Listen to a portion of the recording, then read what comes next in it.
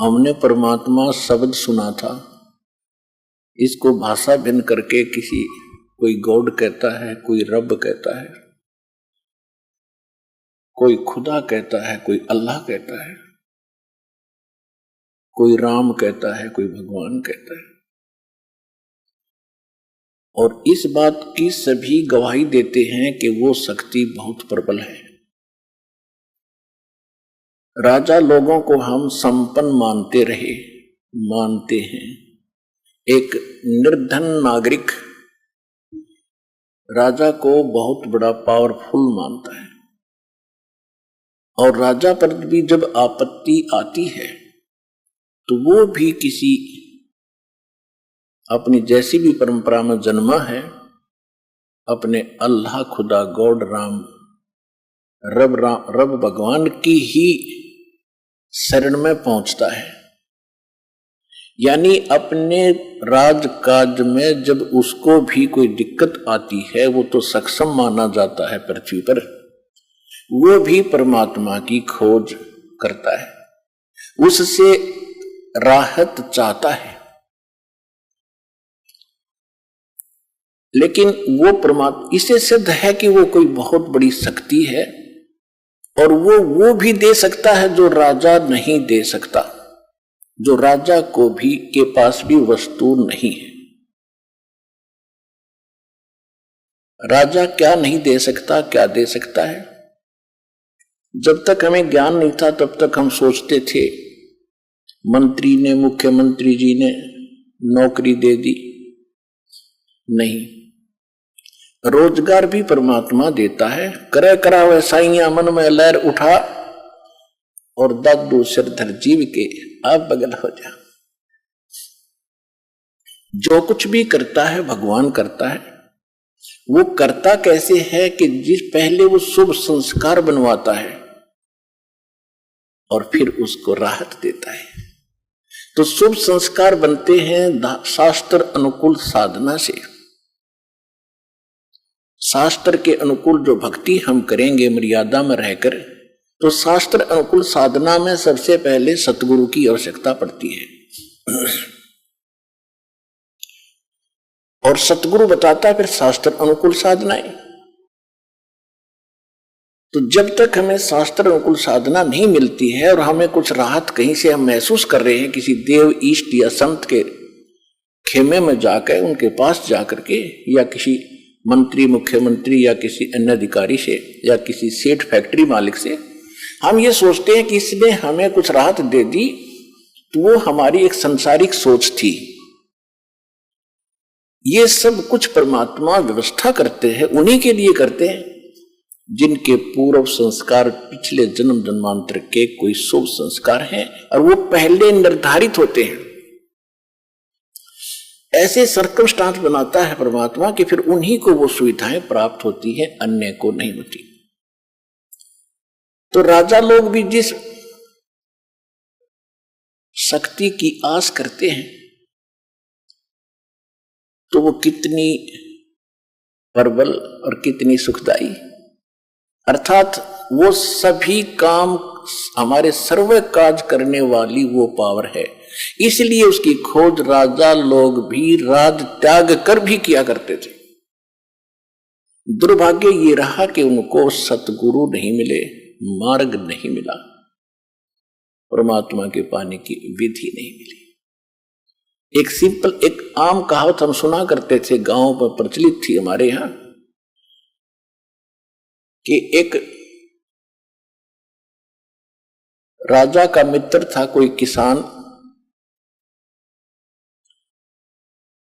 राजा कहीं शिकार में गया हुआ था, जिस बकवाद करने जाते ही है राजा लोग, जब इनको सुख हो जाता है तो भगवान छोड़कर बकवादे करते हैं।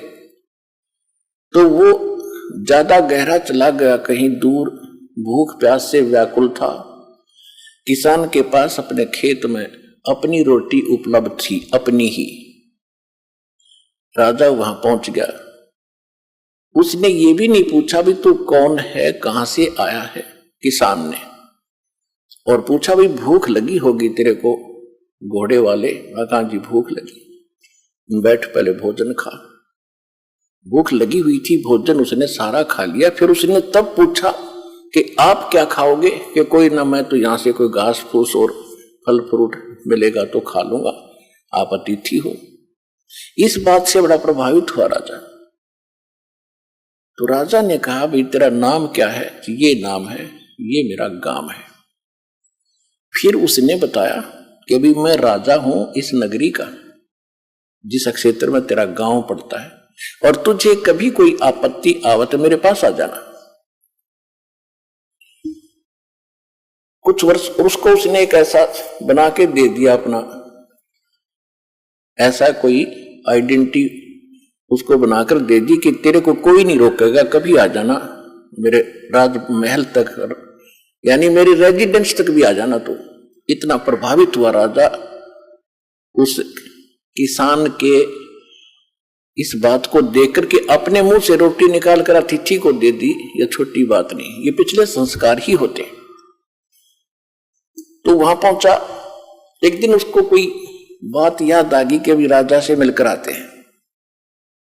कुछ सूखा गिर गया था, वो सूखा तो फिर सारी नगरी में गिर रहा था।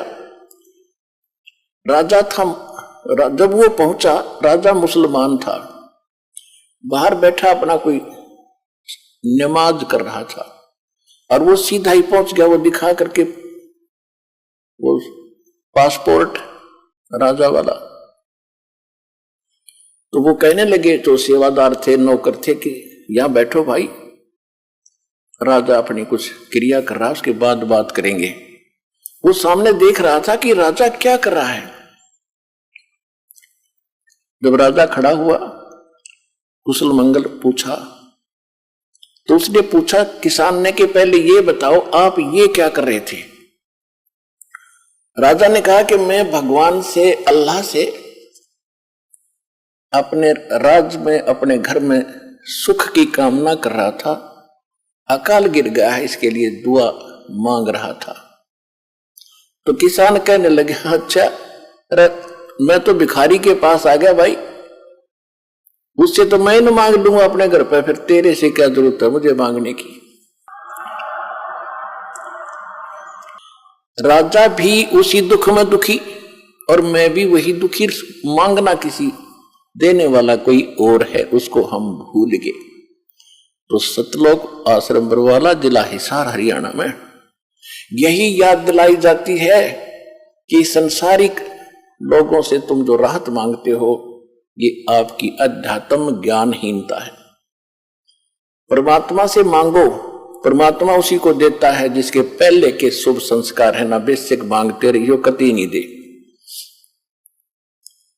अब सब शुभ संस्कार बनते कब हैं? अब बनेंगे। शास्त्र अनुकूल साधना इस दास के पास उपलब्ध है, वो रियल साधना है। इससे आपके रोज शुभ संस्कार बनेंगे, आपको इस जन्म में भी देगा और सतलोक में भी आपको ले जाएगा। ये वो साधना है। आपने बस इतना सा करना है, जैसा ये दास कहे उसके अनुकूल करके देखो।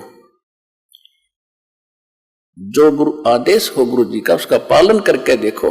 भाई जो गुरु बचन पे डट गे, कट गे फंद 84 के, कट गे फंद 84 के, कट गे फंद 84 के।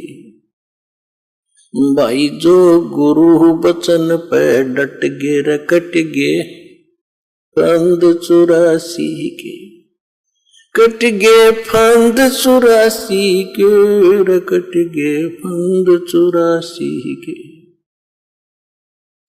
वस्तु मिली ठोर की ठोर, मिट गी मन पापी की दोर। वस्तु मिली ठोर की ठोर, मिट गी मन पापी की दौड़। भरम मिटे मथुरा काशी के, भरम मिटे मथुरा काशी के। भाई जो गुरु बचन पे डट गे, कट गे फंद 84 के। कट गए फंद 84 के, कट गए फंद 84 के। भाई जो पुणात्मा, इतनी सी बात है। नकली गुरुओं के वचनों पर भी बहुत से श्रद्धालु डटे हुए हैं, उनको संत परम धनी मान गए, लेकिन अंत में दोनों को ही धोखा लगेगा। झूठे गुरु के आश्रय कदे न उदरे जीवे, सच्चा पुरुष कबीरे है आद परम गुरु पीवे। झूठे गुरुओं के से भी मोक्ष नहीं होगा। पहले गुरु मिले, फिर वचन पर डटे, फिर देखना संसार का भी सुख और परलोक भी सुधरेगा आपका। तो वो सतगुरु, क्योंकि पुण्यात्माओं अपनी महिमा परमात्मा ने भी खुद ही बतानी पड़ी, लेकिन जिनके गले ना उतरी वो हार में रह गए, और जिनके वह बात सच्ची लगेगी उनका उद्धार हो गया। हम ही अलख अल्लाह है कुतुब गोस और पीरे, गरीबदास खालक धनी हमरा नाम कबीरे। ए स्वामी सृष्टा में सृष्टि हमारे तीरे, दास गरीब अधर बसों अवगत सत्य कबीरे। रामानंद जी से परमात्मा अपनी महिमा बता रहे थे कि मैं सारी सृष्टि का रचने वाला हूं, मैं पूर्ण परमात्मा हूं, मैं ऊपर रहता हूं, जिसको तुम अवगत कहते हो, जिसकी तुम्हें ज्ञान नहीं उस गति का। लेकिन ये गले उस समय रामानंद का नहीं उतर रही थी, उल्टा गालियां देने लग गया। तो छोटी जाति का नीच बालक छोटा सा तो क्या बकवास कर रहा, अपने आप को भगवान मान बैठा। और जब रामानंद जी को परमात्मा सचखंड सतलोक जहां मालिक रहते वहां लेकर गए और फिर वो वापस छोड़े, बोलत रामानंद जी सुनो कबीर करतार, गरीबदास सब रूप में तुम ही बोलन हार। दो ठोर है एक तू भया एक से दो, गरीबदास हम कारणे तुम आए हो मगजो। अपनात्मा यही स्थिति उस प्राणी की होगी जिसको आप बाहर जाकर किसी से कहोगे कि आज पृथ्वी पर सतलोक आश्रम बरवाला में हमारे गुरुदेव जी पूर्ण संत आए हुए हैं, सतगुरु है एकमात्र, लेकिन वहां आपको बहुत कुछ सुनना पड़ सकता है रामानंद जी की तरह। जैसे कबीर जी के बारे में गलत बोला, फिर कभी मालिक दया करेंगे, उसकी सद्बुद्धि होगी, जब यहां आएगा प्रमाण देखेगा, फिर वो भी आपकी तरह ही गुण गाएगा कि सचमुच अगर संत है तो पृथ्वी पर एक ही है, सतलोक आश्रम बरवाला में ये दास बैठे हैं। इसलिए बार बार कहना पड़ता है, अपनी महिमा आप ही बतानी पड़ती है। दास तो एक नौकर है उस परम पिता का, आप हो उसके बच्चे, और आपकी सेवा दास को दे रखी है। और कोशिश यही रहेगी कि भगवान से डर के मालिक के बच्चों की नौकर जो सेवा करता है उसकी नौकरी बनी रहती है। तो दास का ये प्रयत्न आखिरी सांस तक रहेगा।